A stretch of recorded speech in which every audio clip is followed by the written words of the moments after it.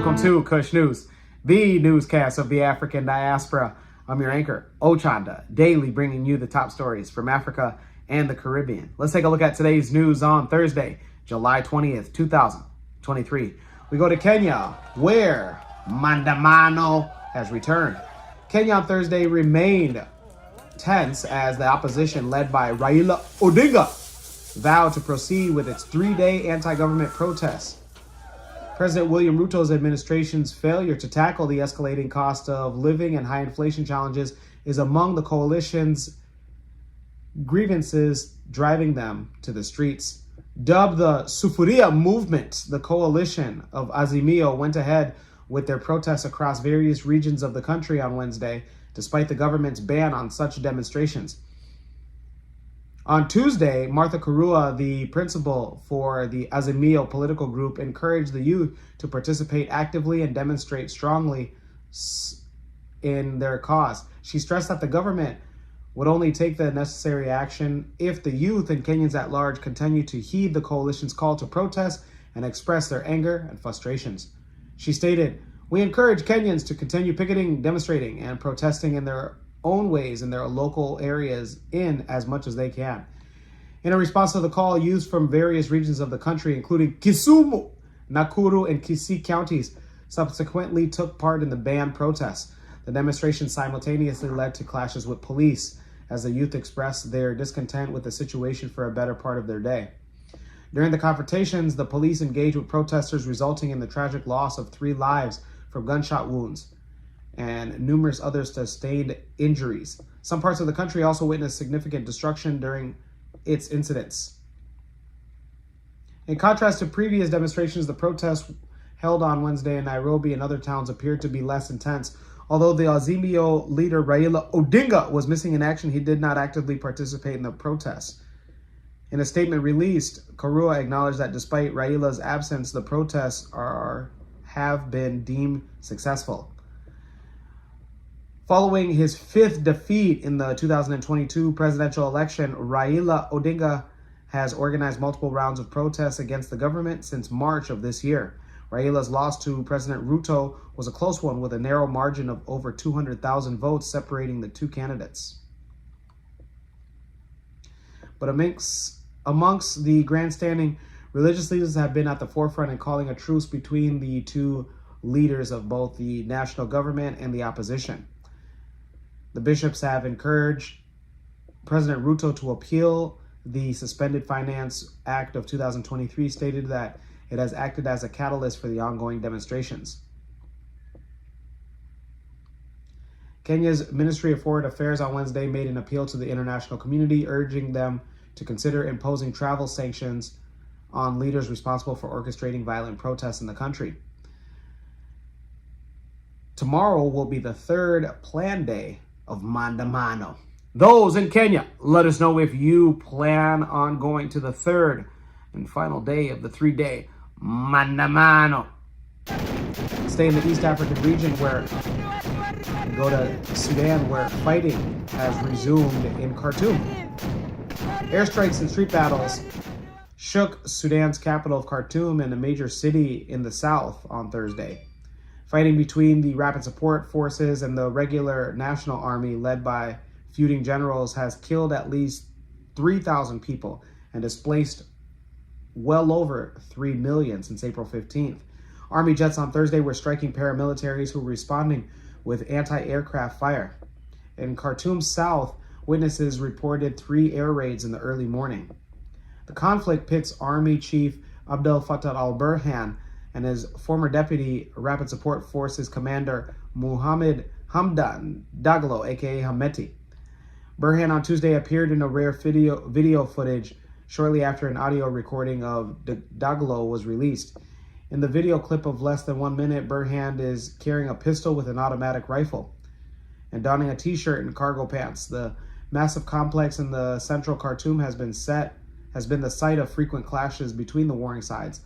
Daglo was last seen in a short clip that the paramilitary shot in the early days of the conflict that is now in its 4th month.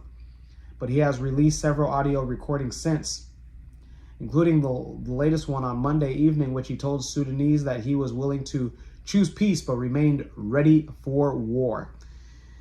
The Rapid Support Forces chief also mentioned that the vast western region of Darfur, it has been hit with some of the worst violence in the new conflict. The paramilitaries have labeled the Darfur bloodshed as tribal conflicts. The International Criminal Court has opened new probe into the alleged war crimes in Darfur, and its chief prosecutor said last week. He warned against allowing history to repeat itself. Those in Sudan, let us know your thoughts and let us know if you were an individual that has gotten to any of the neighboring countries and seek refuge. We want to hear directly from you. Let's go to the Caribbean and end it there. We go to Guyana, where the national government has been focusing on a range of issues. The agricultural minister, Mr.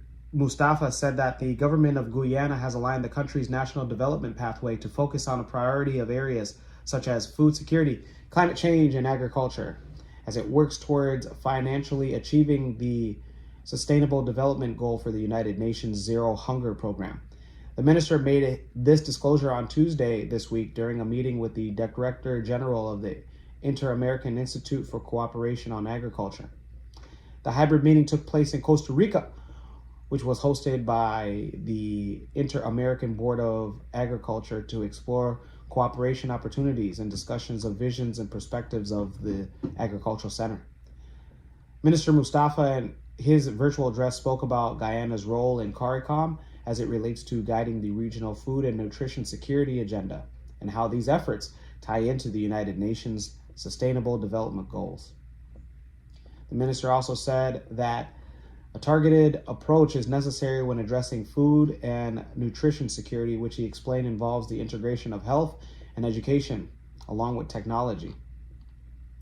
Guyana has embarked on several initiatives to bridge the production gap, which include the diversification from traditional industries and the development of high-yielding, pest-resistant, and climate-resilient crop varieties.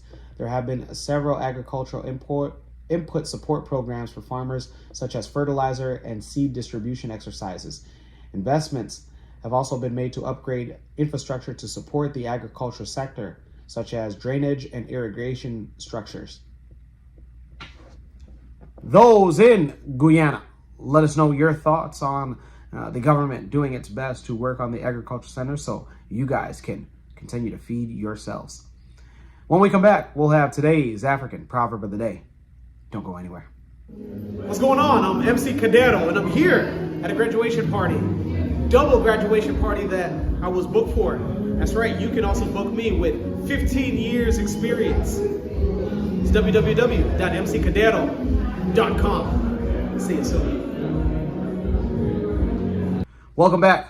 Let's take a look at today's African Proverb of the Day, and it comes to us from Senegal.